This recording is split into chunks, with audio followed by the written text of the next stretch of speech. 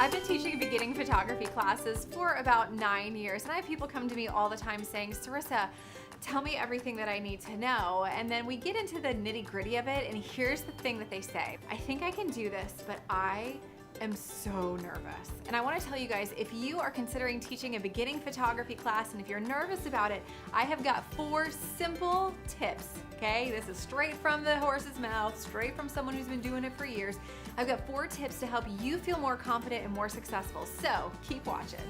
Now, if you're meeting me for the first time, hello and welcome. My name is Cyrissa. I'm the owner of Immerse Photography right here in the heart of Ohio and the voice behind Sparkle Society, where I love to help photographers shine online with social media, grow their businesses, and teach beginning photography classes. Now, if this is your first time here and you've not hit that subscribe button yet, make sure, promise me right now that you're gonna do it, because I don't want you to miss out on anything, because taking your business to the next level is something that I am so passionate about, and I cannot wait to get to know you. So if you're tuning in for the first time, hit subscribe and then tell me in the comments where you are tuning in from, and then we'll get right to the good stuff. Tip number 1 is to stop lecturing. Okay, so when you teach a beginning photography class, I usually break mine actually into 2 different segments: beginner and intermediate. Okay, beginner is really laying the foundation of how to hold your camera, white balance, composition, light, all that stuff. Whereas the intermediate gets into reading your light meter and the exposure triangle and all those things. Now, those 2 classes put together are about 6 hours of class time, each one of them being about 3 hours. And I know when you sit and you think about that and you're like, oh my gosh, I have to talk for 3 hours. What am I gonna say? I don't know enough. And we wig out. Okay, so here's what I wanna say. Stop it. If you think that teaching a photography class is all about you standing up here and lecturing and dispersing your wisdom, you are freaking wrong. Research actually shows that lecturing is the least effective form of teaching, you guys. So yes, I want you to prepare notes. Yes, you should probably be using a PowerPoint. However, lecturing and giving information, dispensing it, is such a small part of what you should be doing. You need to be doing some hands-on stuff. You need to partner them up and have them apply what they're learning. Stop lecturing. Stop wigging out about trying to fill 3 hours with your words, and instead try to fill it with meaningful learning activities that give them an opportunity to learn a little, apply a little. Learn a little, apply a little, and then ask questions. I always give my students about 30 minutes at the end of class to ask questions. And believe it or not, we fill that 30 minutes every single flippin' time. Number 2, send out a pre-class video or survey before you get started. Because believe it or not, you are nervous about teaching your photography class, but I guarantee your students are way more nervous. When I did a nationwide survey and there was thousands of people that chimed in, 85% of people ranked their photography skills less than average. That means 85% of people gave themselves a D or B low. In fact, on my survey, it said, rate yourself on a scale of 1 to 10. I was generous. Okay, you guys, I said if you ranked yourself above a 5, you were in that upper 15%. So that means 85% of people on a scale of 10 gave themselves between a 0 and a 5. That should tell you right now where people are feeling with their confidence. They walk in my classroom door, which is right there. I know you can't see it, but that's where they walk in, and they're nervous. They're like insecure. Oh my gosh, can I do this? Am I gonna look stupid? So what I do is I recorded a 20-minute video that I actually send to them about a week or 2 before class time. It has everything from here's how you hold your camera, here's what I want to see in your camera bag, make sure your batteries are charged, all of those things, and then I tell them a little bit about what they can expect from class. So what happens is when they walk in that door, they say things, and this is not a joke, they go, oh my gosh, I can't believe I'm meeting you in person. I feel like I already know you. So immediately, I have established myself as the authority and the professional, because I've sent all this great information and I've asked them what they want to learn through that survey. I've established myself as the pro.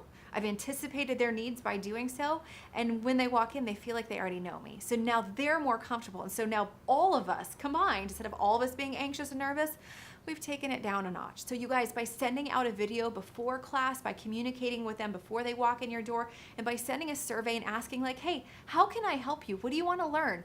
you are going to make everyone feel more confident and more comfortable. And when they enjoy your class, when they have a positive experience, they're going to be so much more likely to tell their friends. And that's exactly what you want, right? So think about what you can do to up-level that client experience and make it amazing for everybody. Tip number 3, and this is kind of a sneaky one that you wouldn't think would be essential, but I'm telling you, this has saved my butt so many times. Have your students bring their manual to your cameras or to their cameras. And I say in the email that I send them, I say, yes, bring your manual. Even if you've never read it, even if it's still in plastic wrap, we're not going to read it, but we're going to use it as a resource. I also go a step farther and say some of your manuals might actually not have come with your camera and you need to download it online. So get that pulled up on your phone so that you're ready to go. Because here's the thing, you guys, I shoot Nikon. You may shoot Nikon, you may shoot Canon, and shoot, Sony's becoming a thing. So there's all types of different cameras, and even though I shoot on a Nikon 55, 5300 is very different from an 810 or a D4, D5. They're completely different. The buttons are in the different places, they have different features and settings and menus. There is simply no way, and I hear this all the time from people, they're like, but I don't know all the cameras and I feel like I should learn more. No. Because you're never gonna know it all. There's just simply no way. So many times what I will do is when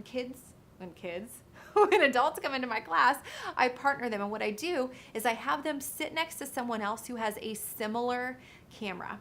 And here's why, you guys. When I teach, let's say about aperture, and I'm like, okay, let's everyone figure out how do we change our aperture? Well, for some of them, they just spin a knob, right? For other people, they have to go into a menu, and for still others, they have to hold down this button with their thumb and then spin it with their fingers. So instead of me going to each person and helping them one-on-one, here's what I say. Work with your buddy, look in your manual, look up the word aperture, and let's see what buttons we push to change your settings, because all of your cameras have these settings, they're just in different places. So the manual is gonna help us find it. I'll show you how to use it. So you guys, having a manual in class, it is not, I mean, it is like a cheat sheet, but it's not in a bad way. Having that is going to save your butt, and trust me, both you and your students will be so thankful that you made them bring it. Now, before I share tip number 4 with you, I want to brainstorm in the comments below. I want you to tell me right now, because having people bring their manual is probably something that you didn't think of. So do a little memory jog right now. What are some of the things that you do to prep your camera bag before you walk out for a photo shoot? Batteries, memory cards, all that good stuff. So in the comments below, I want you to tell me 3 different pieces of advice, 3 different ways that you would tell your students to prepare their cameras before coming to class. Because again, you guys, if you think about all this stuff, if you anticipate the need, if you are prepared, you are going to earn their trust. And when they know, like, and trust you, that's when they invest in their business. So right now in the comments, I want you to tell me 3 things that you think you would tell your students, and then make sure that you check out what everyone else said, because we can all work together to create a pretty fantastic list, all right? So that brings me to tip number 4. You want to make sure that you are building ample time into your schedule for your students to take before and after photos. Okay, so here's the thing, and you've probably, if you've got kids, you've probably heard your kids say this. They'll come home and say, oh my gosh, my science teacher gave me this science test today. It was like a pre-test. She said we didn't know, or she hadn't taught this stuff yet, so I took this test and I failed it, and I did really bad, and right? And your kids get frustrated. Well, in the teaching world, this is a pre-assessment. I don't care what they scored. I care to figure out what they know, what they've learned, right? And so what I do then is at the end of the teaching, I give the final assessment. So I have a pre-assessment and a post-assessment. That post-assessment shows me how my student has moved from point A to point B, and it shows us exactly how much learning has occurred. So we can take that same thing and apply it to your photography classroom. So what I do is I have my students come in, and as I'm sure you can imagine, I've got lots of trinkets around my studio, and I tell them when they walk in, before they sit down, I say, hey, grab a workbook, grab a mimosa, because I give them mimosas. And then I tell them, I want you to find a cute trinket around the room, I don't care which one, and I want you to take a photo of it. I want you to pretend it's a person and take a portrait, whatever that means to you. And don't worry if it's bad or good, I'm not gonna really look at it, but what we're gonna do is we're gonna use this as our subject throughout class. So not only does this give them something to do with their hands, because they come to class and they're like, I don't know what to do with my hands, and they get nervous, right? So I've given them an assignment, I've given them something to do, and I've also done my pre-assessment. Now here's the thing, I've already done my survey, I already have a pretty good baseline, so this pre-assessment isn't necessarily for me, it's for them. I mean, it is for me too, but it's also for them, because at the end of class, after I've taught them lighting, composition, all that good stuff, I'm gonna say, all right, so now I want you to take a photo of that very same trinket again. Now using what you've learned, take a better portrait. And so now what I've done is I've done my post assessment. And so now they're gonna have these two photos that they can compare side to side and say, wow, look how much I just learned in that class in like 3 hours. Oh my gosh, that was worth every penny. Guess what? If you can tell your people, and I bribe mine, I say, if you can get that before and after on your Facebook page and you tag me in it or you screenshot it and send it to me, I'm gonna send you a $5 Starbucks gift card. You guys, people would do some sketchy stuff for Starbucks, right? Okay, but guess what that's gonna do? That's gonna get that before and after photo not only locked in their brain so that they can feel confident, but guess what? Their friends are gonna see it too. And again, when their friends see it, who are they gonna call when they're ready to learn more about their cameras? It's you.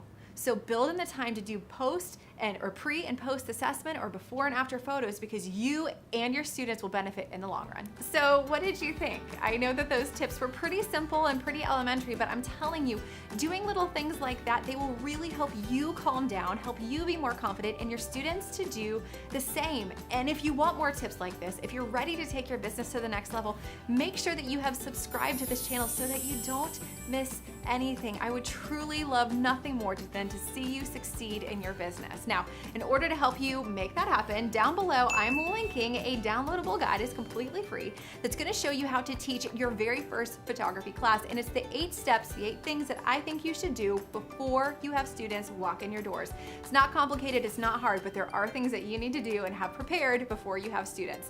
Thank you guys so much for watching, and I will see you in class.